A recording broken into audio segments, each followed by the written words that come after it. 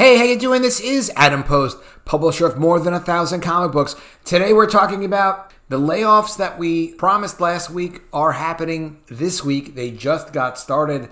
It looks like the first 100 people out of what will probably be 1,000 have been thrown out the door at Warner Brothers. I'm sure in kind of a nice way. They're like, listen, get out of here. Here's a severance check. This is covered in a number of places. I think the funniest place covering it is this place, AV Club, because their attitude.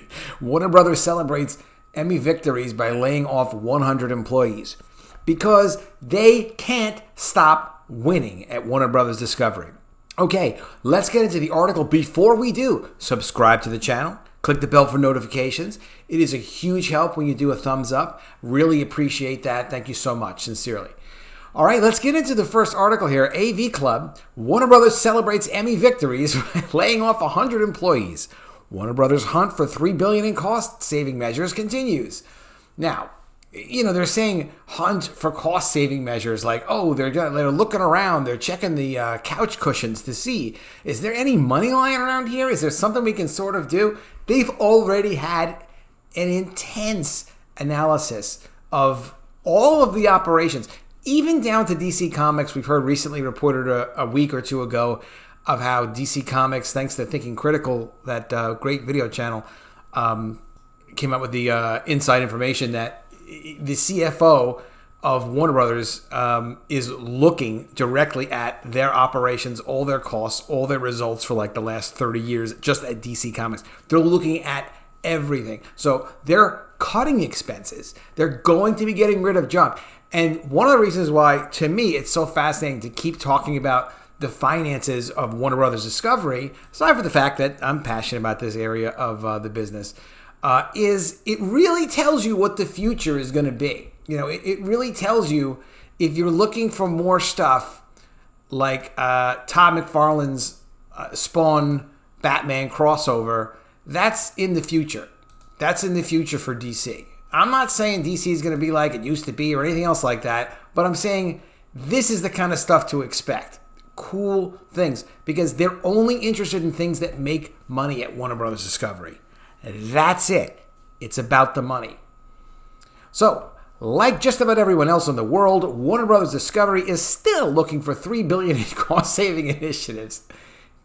After trying everything from canceling movies, they've tried it all, and TV shows, to removing 200 old episodes of Sesame Street, and also canceling, unfortunately, so many animated programs, really affecting so many animators for future projects, for current projects, for residuals. Such a big deal, such a loss.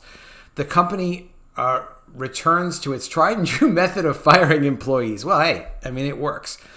Thankfully, they haven't become desperate enough to cut CEO David Zaslav's reported $246 million compensation package.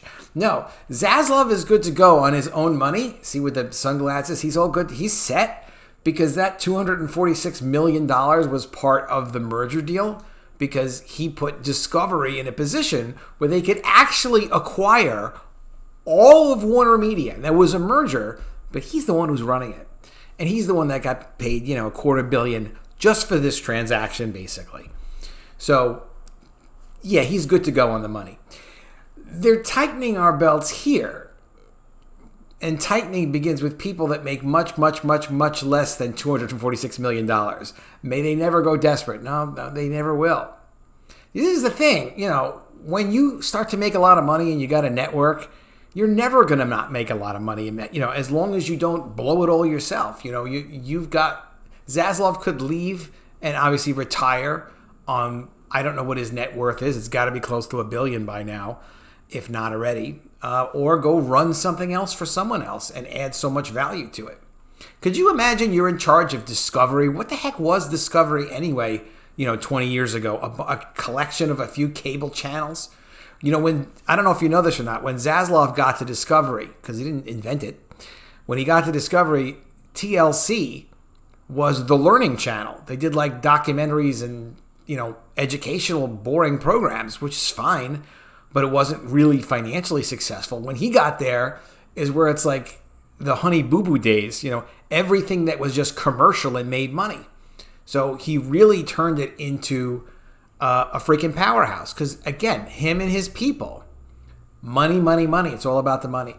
Now, before anyone gets overly emotional about the situation, these layoffs were planned, meaning that this was part of a 30% reduction across the company's ad sales division. We've talked about that before. These layoffs were also part of previously reported exits. They weren't all layoffs, too. Some were lucky enough to strike a deal with the company by taking severance packages or retiring. Well, you get laid off, you get a severance package, along with it a lot of times. And what timing, too. The company just won a handful of Emmys and recently launched an ad-tiered version of HBO. Keep going.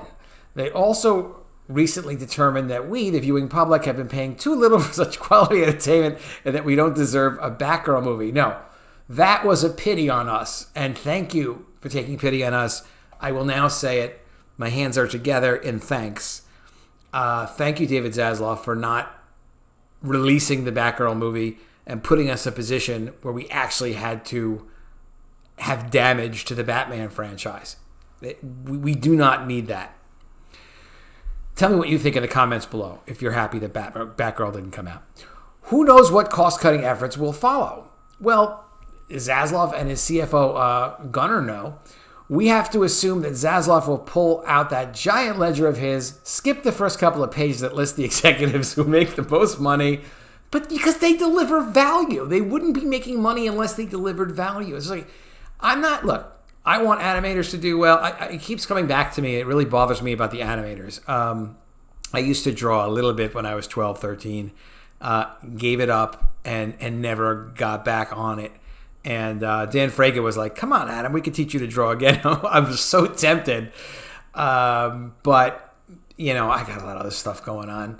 So I feel for the animators, and I feel for, even the sales guys, even the non-productive sales guys. You don't want to see people get laid off. But the reality is, business is business, and the weak link destroys the strength of the chain. You got to get rid of the weak links. It doesn't matter where they are.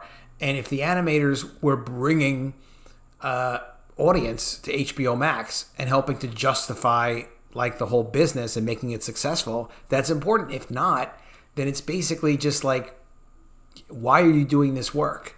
So they have to be really strategic about this stuff. Now, of course, skip the first couple of pages that list the executives who make the most money and find another couple of Sesame Streets to pull off of HBO Max. They can always find, how do you think they wound up with the Sesame Streets? Not from David Zaslav flipping through a book. From David Zaslav through Gunnar Weidenfeld's, his amazing CFO, to go and say, look, we need to make sure we keep people on the service. So the stuff that's keeping people on the subscription service is the content that people are accessing and they're interested in, they're engaging in. Sometimes you see people do things that are just like, look, it's your passion project and that's cool, but is it commercial? And Sesame Street's amazing, but the Sesame Street episodes that they got rid of were episodes that were old that people weren't watching. It wasn't even the SJW stuff. They did get rid of that Elmo late night talk show. That they got rid of. I didn't know he had a late night talk show. That I would have liked to see just out of a curiosity. But if people aren't going to it, why would you keep the content? You can't. You can't justify doing that. Of course, they'll be stuck with annoyed investors if they don't find the $3 billion. They will. Let me tell you something about them finding this $3 billion. Do not doubt Zaslav and Gunnar Wiedenfeld's. They will find $5 billion. They will find all the money they need to find in cuts. Could you imagine a world where a CEO makes a slew of unpopular decisions, makes less than $246 million? No. That's not going to happen. So, of course, the layoffs have to happen. It's part of the business. This is the original article noting it. It's Variety. It is, part of and something they announced they would do a couple months ago. Imagine you're in the sales department. You're like, they're laying off 30% of the people. And you know who they're laying off. If you have to wonder if they're laying you off or not, because you're not like a killer in the sales department, they're laying you off, okay? You got to go. You got to go do something else. It was actually thought, this is from Daily Mail, that they might lay off as many as 300 people. 300 people all in one day. But they laid off 100. But that's still a lot. The reason they didn't lay off 300, and don't be surprised if that number goes up as high as 500, is because they need to figure out who's competent and capable to do what. And it's not even their current jobs, because, they've announced, the CFO, Gunnar Weidenfeld's announced in a previous article in an interview that they're really looking at cross-selling. So they're going to sell, if you're selling CNN, currently sales reps only sell CNN advertising. So they're going to sell CNN and Turner and HBO advertising across the board. So they need to get, what that means is they're going to get their top salespeople that they know can handle that kind of cross-selling, which it's not that sophisticated, but it's a little sophisticated. And the issue also is, if you have less people and they're carrying more weight, those people that carry that weight need to be strong. So you need to have strong salespeople doing that work, and that's what they're going to do.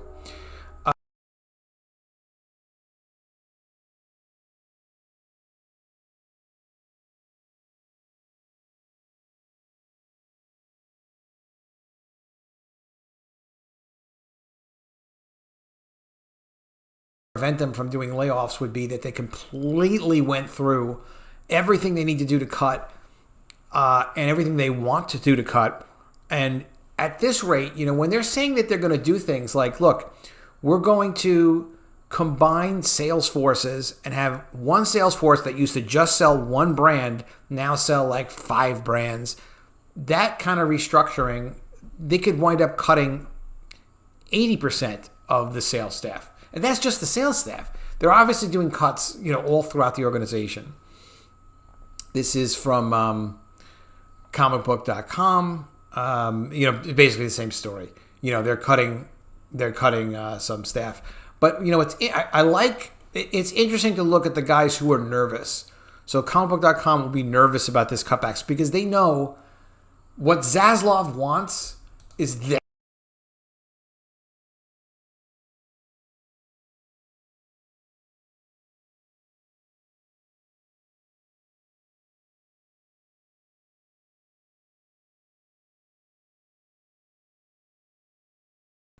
And people complain and they're like, no, we want to have, diversity and variety and inclusion. It's like, listen, we have bills to pay. We just want the stuff that makes money. And the other thing too is like, how do you even judge yourself if you don't just do the stuff that makes money? It's deadly. This is cool. This is a first look at Spawn versus Batman, written by Todd McFarlane and drawn by not David Zaslav. I do say his name a lot. Drawn by Greg Capullo. And this is coming out in December. So I'll have a link to this so you can check it out yourself in the article below. It's the first I've seen of it, and it really, really does look amazing. Also, just another rumor that's been floating around. This just came up from Giant Freaking Robot. The Flash director is in talks for Justice League 2.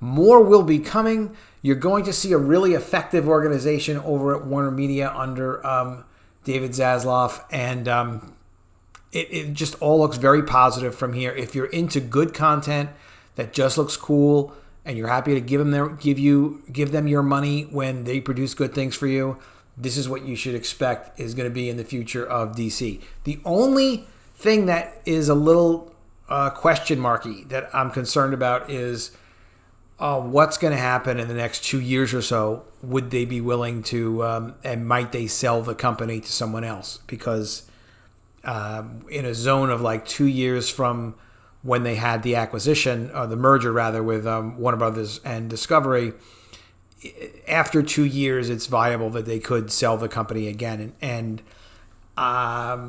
it just depends on how the business goes and what the industry does.